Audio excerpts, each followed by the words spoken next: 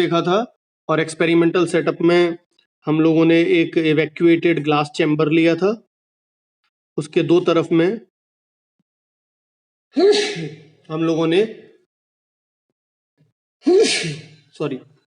Metallic cathode and metallic anode ले लिए थे, और इसको हम लोगों ने एक वोल्टेज डिवाइडर से कनेक्ट कर दिया था, जहां पर हाई टेंशन बैटरी लगी हुई थी, और इस जगह पर हम लोगों ने एक कनेक्शन दे दिया था जिससे कि एनोड को पॉजिटिव या नेगेटिव किया जा सके। इस तरफ माइक्रो एमीटर था जो कि करंट मेजर करे, सॉरी, और इसके अक्रॉस हम वोल्टेज वोल्ट मीटर से मेजर कर पा रहे थे। तो वोल्ट मीटर बता रहा था कि कितनी वोल्टेज हम लोगों ने दी है। और इस इवैक्यूएटेड ग्लास ट्यूब में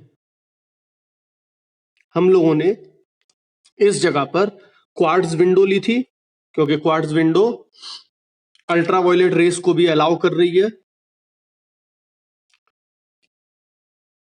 ये हमारा कैथोड हो गया, ये नेगेटिव चार्ज था, और इस तरफ हमारा एनोड हो गया, एनोड पॉजिटिवली चार्ज हो गया हमारा। माइक्रो एमीटर करंट मेजर कर रहा है, और वोल्ट मीटर वोल्टेज मेजर कर रहा है, कितना वोल्टेज है। So cathode is negative and anode is positive शुरुआत में, और हम लोगों ने अल्ट्रावायलेट रेस को यहाँ पे फॉल करने दिया, यूवी रेस, और इसकी वजह से इलेक्ट्रॉन्स निकले और वो इलेक्ट्रॉन्स एनोड की तरफ अट्रैक्ट होने लगे, जिससे कि माइक्रो एमीटर करंट शो कर रहा था। तो इस एक्सपेरिमेंटल सेटअप में हम लोगों को कुछ चीजें पता करनी है, तो हमने कुछ ग्राफ्स जनरेट किए। जैसे फर्स्ट ग्राफ था इंटेंसिटी वर्सेस करंट ग्राफ। दूसरा ग्राफ जो हम लोग डिस्कस करेंगे वो है पोटेंशियल वर्सेस करंट ग्राफ।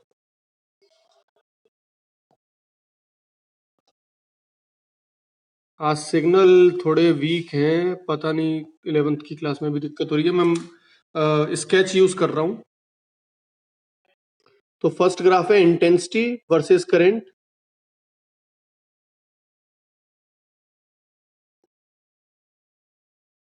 और दूसरा ग्राफ है पोटेंशियल वर्सेस करंट।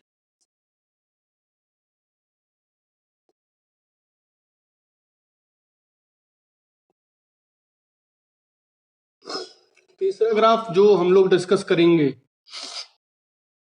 वो करेंगे frequency versus current.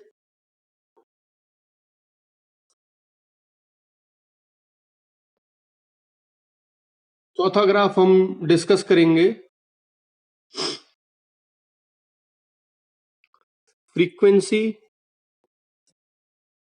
Versus stopping potential.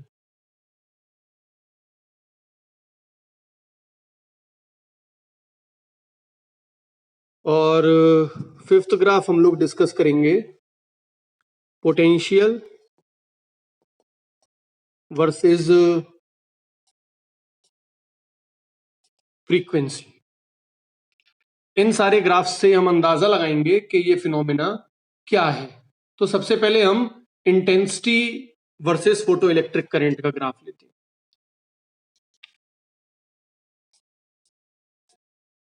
effect of intensity on photoelectric current। तो मैं जनरली थोड़ी सी पॉइंट्स बता देता हूं। अगर मैं वेव अज्यूम करता हूं लाइट को, जैसा कि हम अभी तक करते आए हैं, so if we say that light is a wave, then intensity is directly proportional to amplitude square। तो अगर हमारे पास में एक वेव है, ये वेव है, इसका एम्पलीट्यूड ए है तो intensity is directly proportional to amplitude square. और इंटेंसिटी बेसिकली है क्या? Intensity is equal to energy per unit area per unit time. तो अगर किसी लाइट की इंटेंसिटी ज्यादा है तो इसका मतलब क्या है? ज्यादा energy per unit area transfer हो रही है पर यूनिट टाइम पे। तो कितनी इस पे, कितना एरिया में कितनी लाइट हम दे रहे हैं, उसकी वो कितनी एनर्जी ट्रांसफर कर रही है per unit area per unit time, that is what we call intensity. जब हम लोगों ने ग्राफ प्लॉट किया इंटेंसिटी और फोटो इलेक्ट्रिक करंट के बीच में, तो हम लोगों को ग्राफ कुछ इस तरीके का, हमने वाई एक्सिस पे करंट लिया और एक्स एक्सिस पे हम लोगों ने इंटेंसिटी ले ली। करंट माइक्रो एम्पियर्स में है और इंटेंसिटी आई से डिनोट करते हैं। तो इंटेंसिटी की जनरली यूनिट क्या हो जाएगी? जूल पर मीटर स्क्वायर पर सेकेंड। तो ग्राफ हमको स्ट्रेट लाइन मिला इस तरीके का। Graph was a straight line. That means हम लोग बोल सकते हैं इसमें, for a fixed frequency of light F greater than F not. मतलब एक पर्टिकुलर फ्रीक्वेंसी की हमने लाइट ली है जिसकी फ्रीक्वेंसी एफ है और वो फ्रीक्वेंसी एफ नॉट से ज्यादा है, ये एफ नॉट हमारी थ्रेशोल्ड फ्रीक्वेंसी कहलाती है।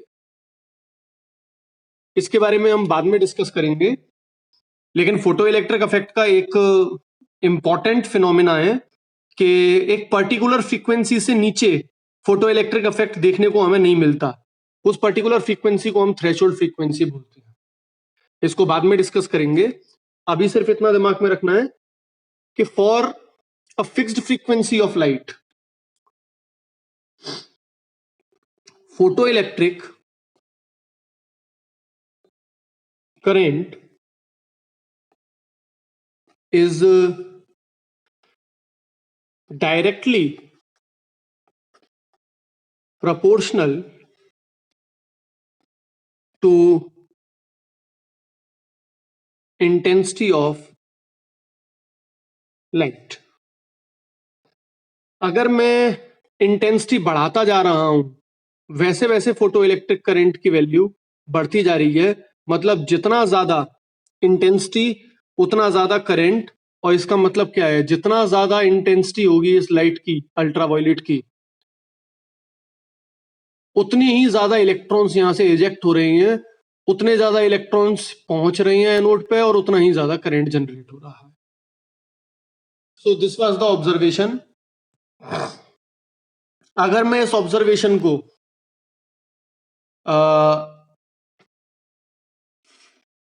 वेव थ्योरी से रिप्रेजेंट करने की कोशिश करूं तो हम सिंपली इसको एनालाइज कर सकते हैं using wave theory.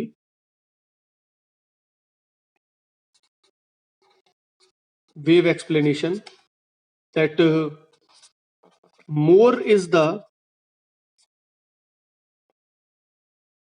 intensity,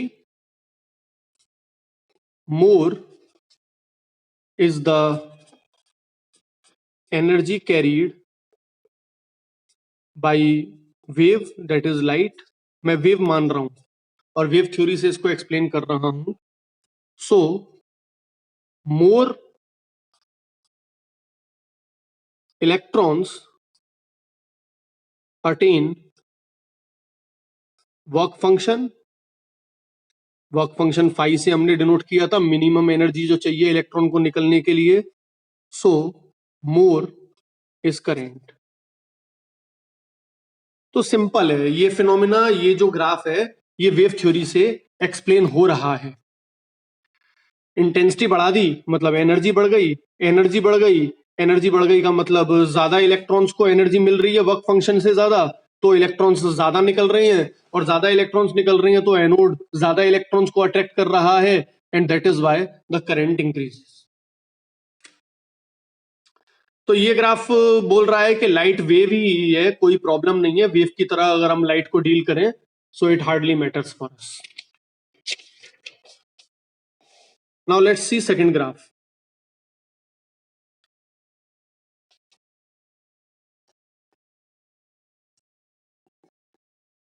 Effect of potential on photoelectric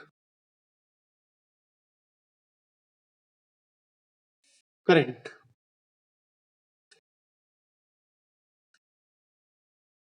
अगर हम पोटेंशियल इंक्रीज करते हैं तो लेट्स से मैं ग्राफ इस तरीके से ले लेता हूं।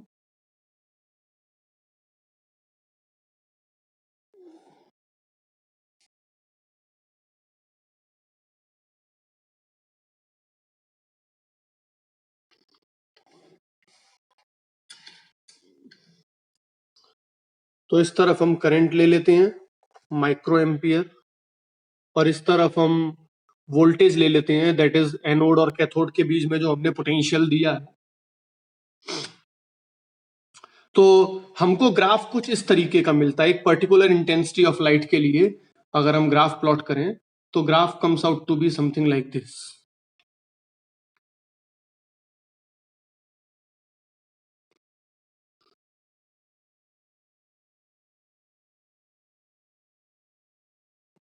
इस तरीके का ग्राफ मिल रहा है I1 इंटेंसिटी के लिए, और अगर मैं इंटेंसिटी इंक्रीज कर देता हूं तो इंटेंसिटी इंक्रीज करने पे ये ग्राफ हमारा कुछ इस तरीके से हो जाता है, दूसरा ग्राफ मिलेगा हमें।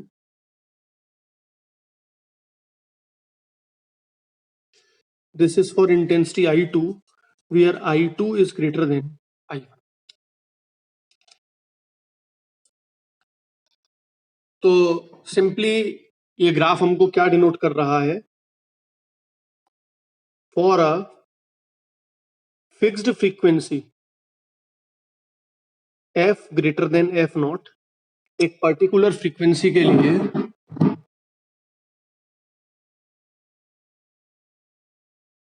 There is current even when there is no potential difference।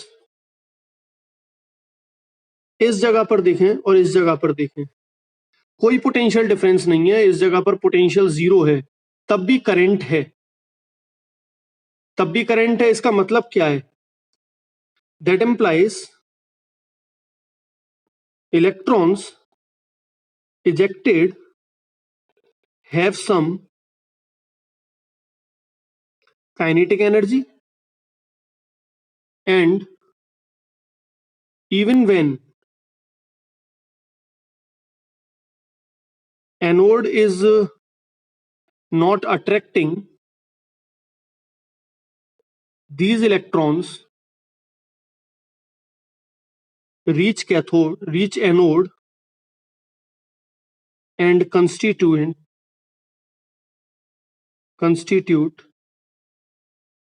current।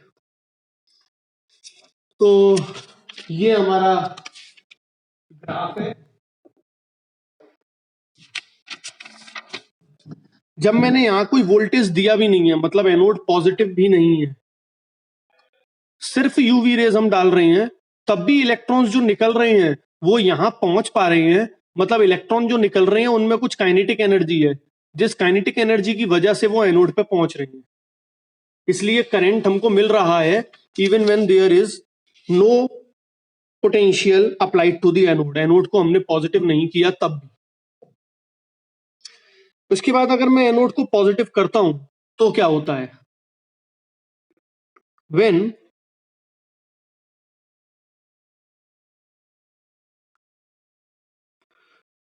positive potential applied to anode is increased,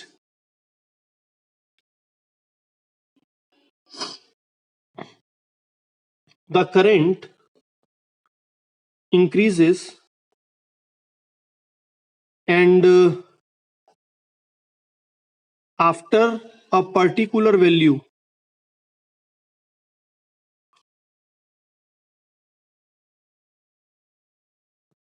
current becomes maximum and independent of potential. This current is called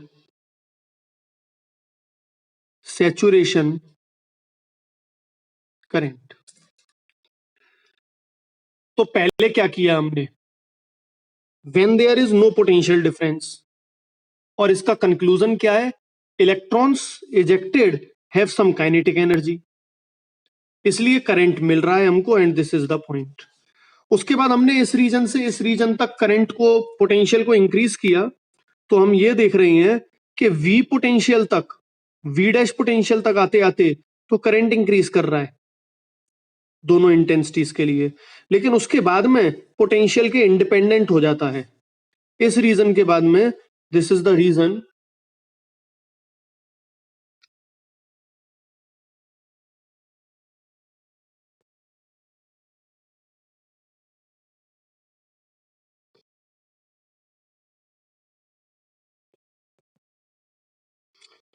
इस करंट को हम लोग saturation current बोल रहे हैं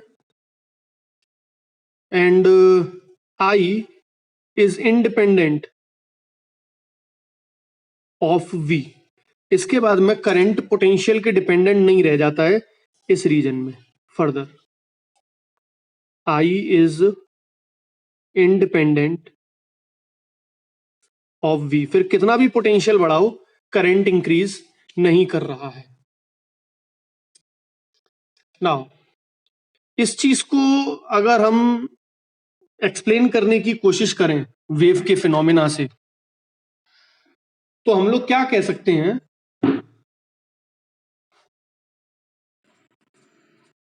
wave explanation. When wave transfers energy to cathode,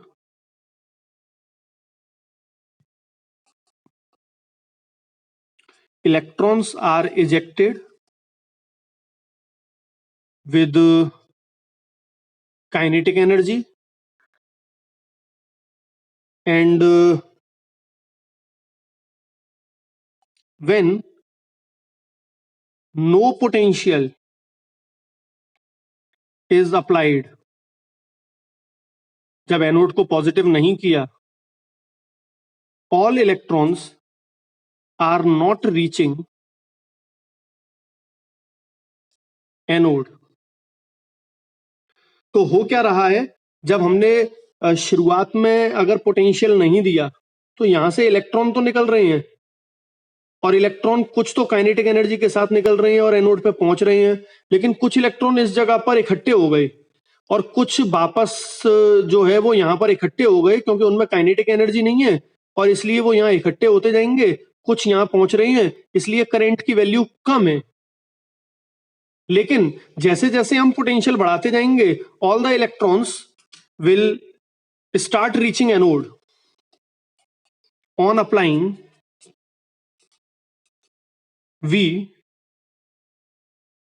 all accumulated electrons will reach anode and after that, no matter what the potential, current will not increase. तो it is simply explainable. तो explanation क्या है कि जैसे ही पहले हमने potential नहीं दिया, इलेक्ट्रॉन निकल रहे थे, कुछ इलेक्ट्रॉन यहां पहुंच रहे हैं और कुछ इलेक्ट्रॉन नहीं पहुंच पा रही हैं क्योंकि उनमें इनफ काइनेटिक एनर्जी नहीं है. फिर मैंने इसको जब पॉजिटिव कर दिया तो इसने बाकी के इलेक्ट्रॉन्स को भी अपनी तरफ खींचना शुरू कर दिया, और एक टाइम आया कि यहां से जितने इलेक्ट्रॉन निकल रहे हैं, अगर मैं बोलता हूं 20 इलेक्ट्रॉन्स पर सेकंड निकल रहे हैं, तो यहाँ 20 इलेक्ट्रॉन्स पर सेकंड पहुंच रहे हैं।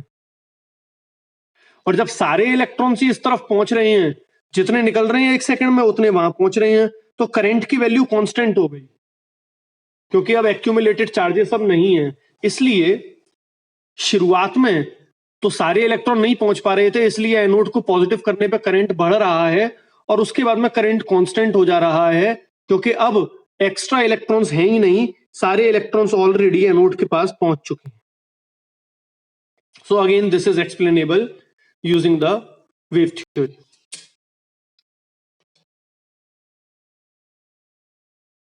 मेरी बात क्लियर है सबको? चेष्टा?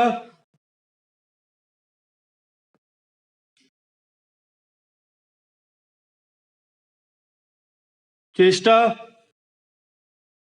हाँ sir clear. Divya?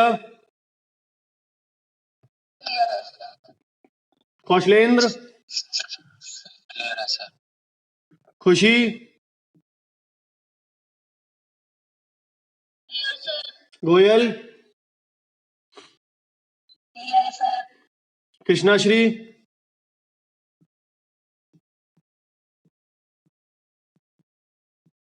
Mansi? Clear है सर। राधिका?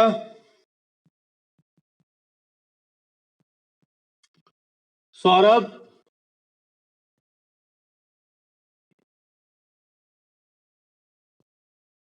शिप्रा?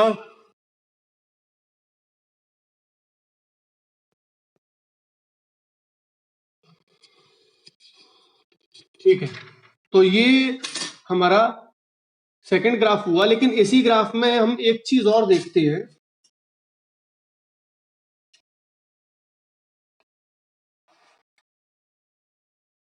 इस सेकंड ग्राफ का एक पार्ट और है। If anode is made negative, मतलब क्या हुआ? मतलब ये हुआ कि हम लोगों ने जो ये चैम्बर लिया है, यहां पर हमने एनोड को अगर नेगेटिवली चार्ज कर दिया, तो यहां से निकलने वाले इलेक्ट्रॉन्स जो होंगे उनको ये रिपेल करेगा, अपोजिट डायरेक्शन में पहुंचने से रोकेगा। तो हम बोल सकते हैं when anode is given negative potential, it will try to stop the ejected electrons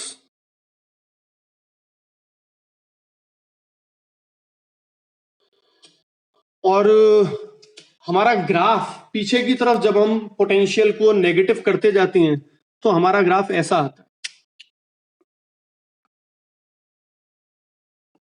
आगे का ग्राफ तो हमने देख लिया, अब पीछे की तरफ और करते हैं हम ग्राफ को।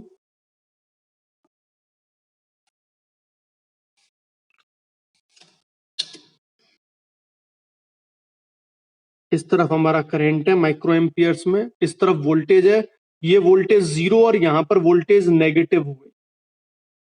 और ग्राफ हमारा जो आ रहा था पर्टिकुलर इंटेंसिटी के लिए, वो ग्राफ अगर हम कंप्लीट देखें तो इस तरीके से आएगा।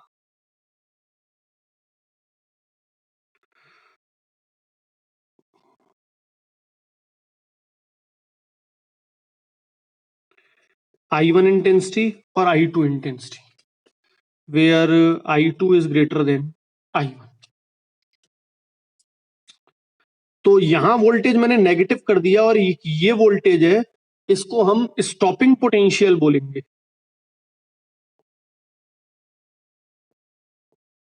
स्टॉपिंग पोटेंशियल, इस पोटेंशियल पे आके करंट 0 हो जा रहा है। That means we can say the negative potential given to anode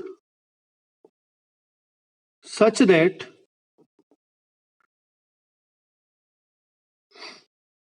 no current is seen in ammeter is called stopping potential.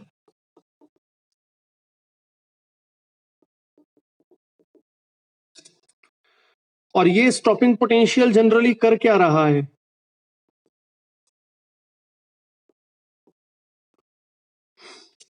अगर हम स्टॉपिंग पोटेंशियल की बात करें तो यहां दो चीज नोट करने वाली हैं. फर्स्ट, जब इलेक्ट्रॉन निकल रहा है तो उसमें कुछ काइनेटिक एनर्जी है. तो if Vmax is maximum kinetic energy of electron ejected, then work done to stop this electron, W is equal to QV का फॉर्मूला होता है हमारे पास में, और इस केस में इलेक्ट्रॉन को रोक रहे हैं और स्टॉपिंग पोटेंशियल लगा रहे हैं Vs नेगेटिव में. दैट मीन्स वर्क डन कितना कर रहे हैं हम लोग उसको रोकने के लिए? E into Vs. और ये वर्क डन किस लिए है? उसकी काइनेटिक एनर्जी को जीरो करने के लिए. Work done is equal to change in kinetic energy, and that implies half m Vmax square would be equal to EVS. मतलब एक पोटेंशियल ऐसा आएगा जहां पर हम मैक्सिमम काइनेटिक एनर्जी वाले इलेक्ट्रॉन को भी रोक पाएंगे. उस पोटेंशियल को हम स्टॉपिंग पोटेंशियल बोल रहे हैं. So this is first thing. And second thing we must note over here is that stopping potential is independent of intensity.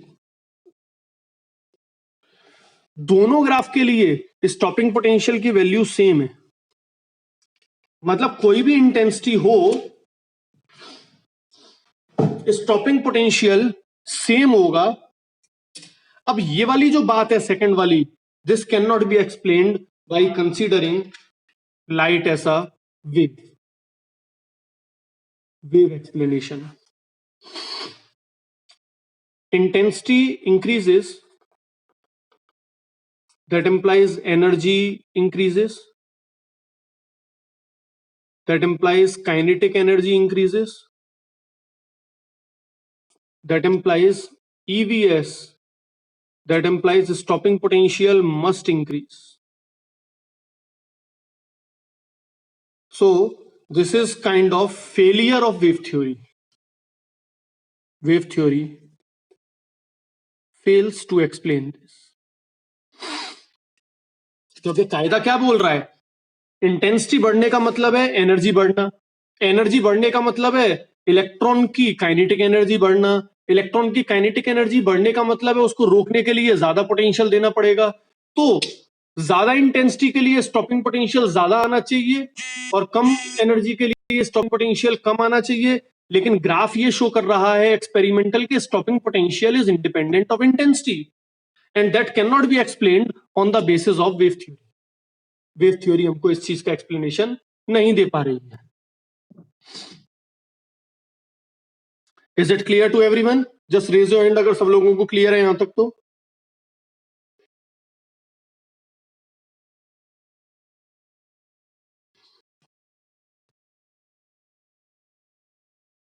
Kaushalendra,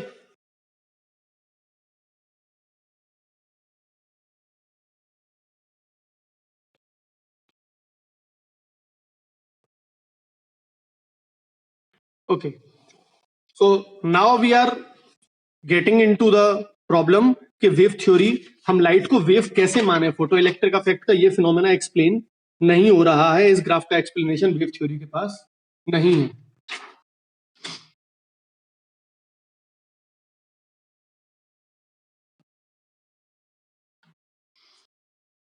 Then third graph.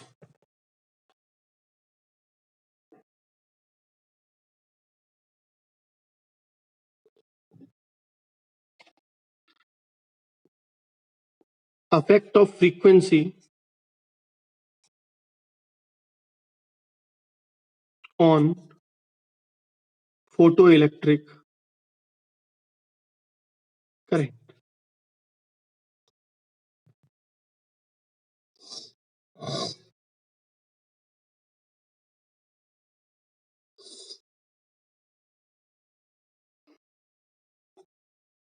For a fixed frequency f greater than f naught, photoelectric current does not depend on frequency, so no matter what the frequency is,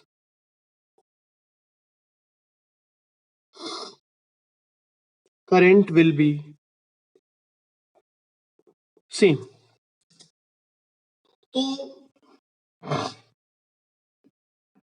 हम अगर इस phenomena को ऐसे देखें कि अगर मैं दो डिफरेंट फ्रीक्वेंसीज की लाइट लेता हूं और दोनों डिफरेंट फ्रीक्वेंसीज की लाइट को जब मैं इंसिडेंट करूंगा तो करंट विल बी सेम अगर उनकी इंटेंसिटी सेम होगी तो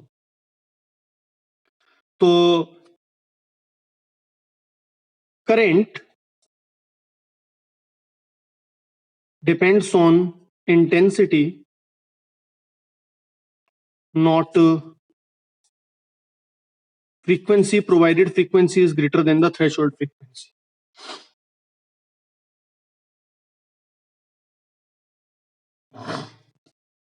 Then fourth graph. Effect of frequency on stopping potential Vs.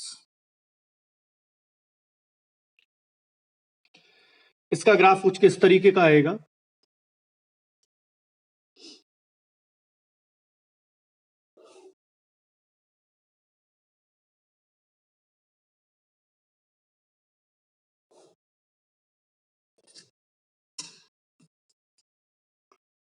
इस तरफ हम पोटेंशियल लेंगे पॉजिटिव, इस तरफ नेगेटिव पोटेंशियल, और इस तरफ हम करंट लेंगे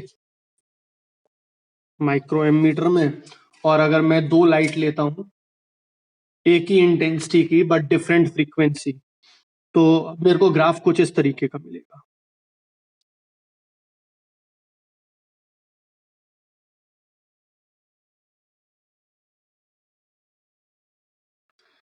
इंटेंसिटी आई, लेकिन फ्रीक्वेंसी डिफरेंट लाइट की डिफरेंट है। इस वाली की फ्रीक्वेंसी में ले लेता हूं f1 और इसकी फ्रीक्वेंसी में ले लेता हूं f2, where f2 is greater then f1। तो ये स्टॉपिंग पोटेंशियल हो जाएगा Vs1 और ये Vs2 हो जाएगा स्टॉपिंग पोटेंशियल 2। तो अगर मैं फ्रीक्वेंसी बढ़ाता हूं तो स्टॉपिंग पोटेंशियल में चेंज आ रहा है। तो what points can be seen from this graph? First point,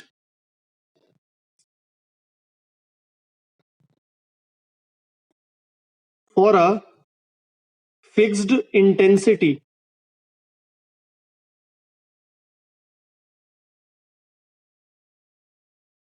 current initially increases with potential, then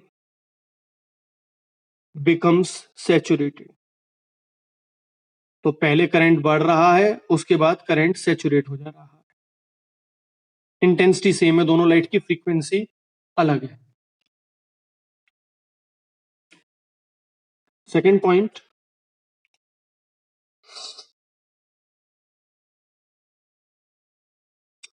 saturation current is same for different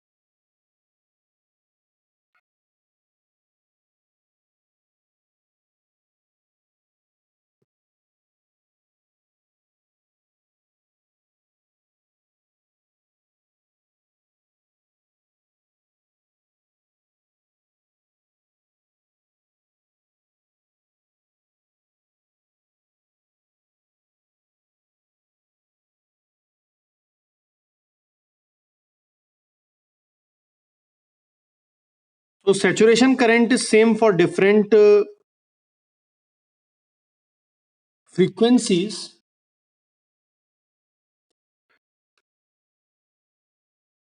तो फ्रीक्वेंसी कुछ भी है पर सैचुरेशन करंट की वैल्यू सेम है एंड सैचुरेशन करंट की वैल्यू इंटेंसिटी पे depend कर रही है ना कि फ्रीक्वेंसी पे.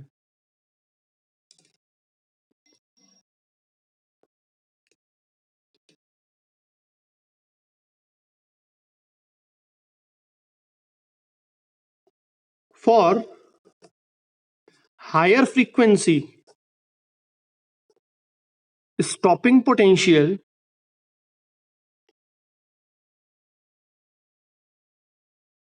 is more.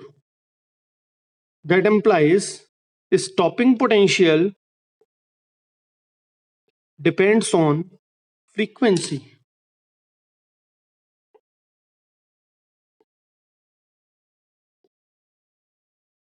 Now this doesn't make sense if we take light as a wave.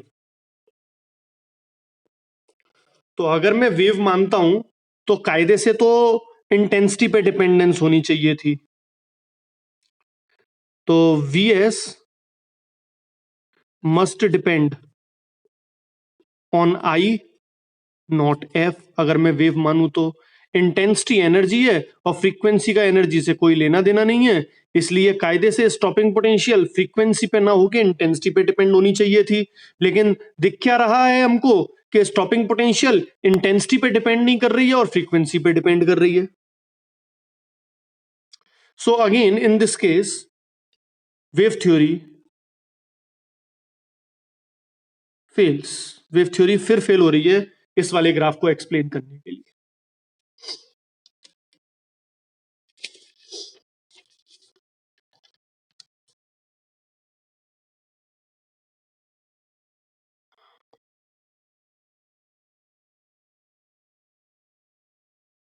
And in fifth graph, we will talk about threshold frequency.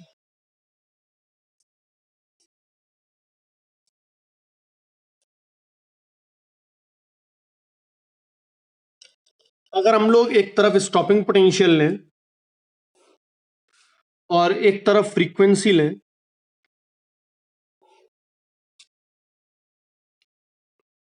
इस तरफ पोटेंशियल ले लिया हमने और इस तरफ फ्रीक्वेंसी ले ली, तो हम लोग ये देखेंगे कि एक पर्टिकुलर फ्रीक्वेंसी से नीचे कोई करंट कभी मिल ही नहीं रहा हमको, कोई स्टॉपिंग पोटेंशियल नहीं. और ये minimum frequency that is required to eject an electron, this is called the threshold frequency. इसके पहले कुछ नहीं है. So this is the threshold frequency.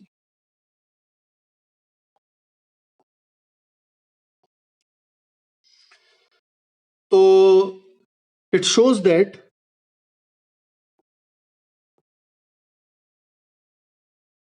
there is a minimum value of frequency called threshold frequency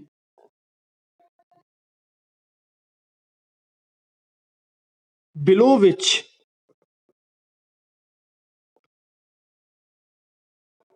no matter how high the intensity of incident light be, there is no photoelectric emission. मतलब हर एक material के लिए एक particular frequency है, उस frequency से नीचे कितनी भी इंटेंसिटी की लाइट डाल दें, कभी इलेक्ट्रॉन इजेक्ट नहीं होगा. तो इसका मेन पॉइंट ले लेता हूं, minimum value of frequency below which there is no photo electric emission.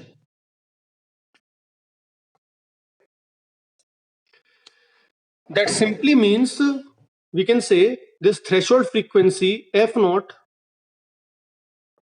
depends on nature of emitting material. और अगेन अगर मैं वेव थ्योरी से इसको एक्सप्लेन करने की कोशिश करूं तो वेव थ्योरी फेल हो जाती है, क्योंकि वेव थ्योरी के हिसाब से no matter how much the frequency be, if enough energy, और एनर्जी का मतलब वेव के हिसाब से इंटेंसिटी है, if enough energy is provided, electron must be emitted. मतलब फ्रीक्वेंसी कुछ भी हो, अगर इंटेंसिटी काफी है तो एनर्जी काफी पहुंचेगी, और एनर्जी पहुंचेगी तो इलेक्ट्रॉन उस एनर्जी को एब्जॉर्ब करेगा और बाहर निकलेगा. That means emission must be dependent on intensity and it should have nothing to do with frequency, which is not so, not seen experimentally. और एक्सपेरिमेंट्स हमारी वेव थ्योरी के अगेंस्ट बात कर रहे हैं. So again wave theory fails in explaining the concept of threshold frequency. And the last thing that wave theory could not explain was photoelectric effect is an instantaneous phenomena, but as per wave theory, energy of wave is diffused, so it must take some time for electron to gain phi energy. Work function के बराबर energy पाने में कुछ समय लगेगा. Now let us see this in this particular way. अगर wave ऐसे आ रही है तो इतने एरिया पे एनर्जी डिफ्यूज हो गई. अब इसमें अगर इलेक्ट्रॉन्स हैं तो एनर्जी को सारे इलेक्ट्रॉन्स, एक इलेक्ट्रॉन को तो सारी एनर्जी मिल नहीं गई, एनर्जी बिखर गई है पूरे एरिया में, तो एनर्जी डिफ्यूज्ड है. वेव थ्योरी के हिसाब से। तो एक इलेक्ट्रॉन को इनफ एनर्जी मिलने के लिए कितनी इनफ, फाई के बराबर enough energy, that is threshold frequency, जिससे कि वो निकल आए। इसमें कुछ टाइम लगना चाहिए उतनी एनर्जी एक्यूमुलेट करने में, लेकिन photo electric effect was seen to be an instantaneous phenomena। ऐसे लाइट डालो और ऐसे एमिशन हो जा रहा है। So again in this case wave theory fails. Wave theory ये भी एक्सप्लेन नहीं कर पा रही है और ये भी एक्सप्लेन नहीं कर पा रही है। So wave theory could not explain the experimental observations of photoelectric effect। Now if anyone is having any doubt up till over here, just raise your hand।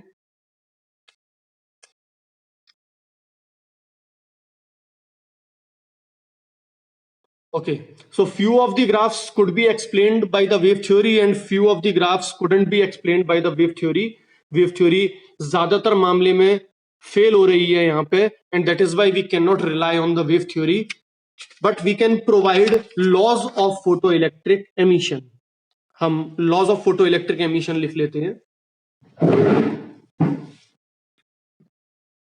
These are important।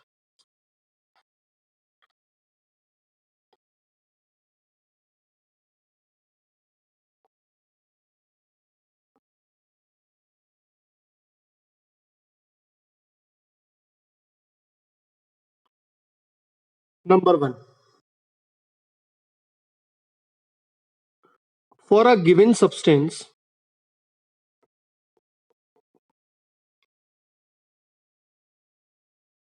there is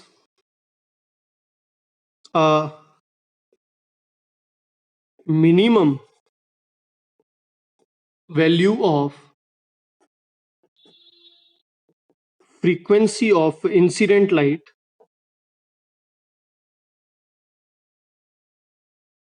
called threshold frequency, below which no photoelectric emission take place whatsoever the intensity of light be। तो हर material के लिए एक minimum frequency है, उस frequency के नीचे कितनी भी इंटेंसिटी की लाइट डाल दें फोटो इलेक्ट्रिक एमिशन नहीं होगा। So that is the first law. Second law, number of photo electrons emitted per second is directly proportional to intensity of light provided frequency is greater than threshold frequency। तो number of photo electrons emitted पर second का मतलब क्या है यहां पर, current. और हमने फर्स्ट ग्राफ देखा था कि इंटेंसिटी बढ़ाने पे करंट बढ़ रहा है, मतलब कितने इलेक्ट्रॉन्स पर सेकेंड एमिट हो रहे हैं कैथोड से, that depends upon the intensity of the light. So photo electrons emitted पर second is directly proportional to intensity, that is second law. Third,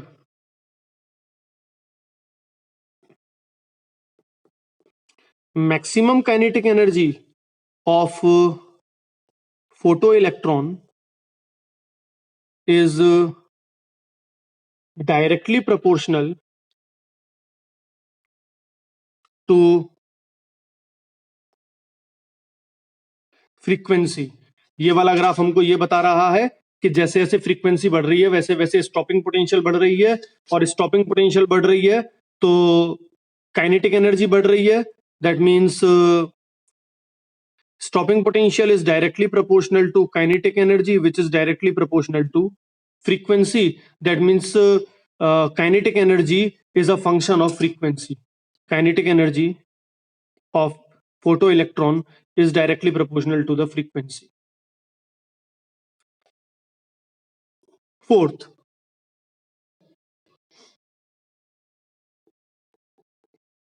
maximum kinetic energy of photoelectron is independent of intensity. यही graph हमको ये बता रहा है कि intensity कोई भी हो, स्टॉपिंग पोटेंशियल इंटेंसिटी पे डिपेंड नहीं कर रहा है. Stopping potential is same for different intensities. That means kinetic energy of photoelectron is independent of intensity. 5. Process of photoelectric emission is instantaneous.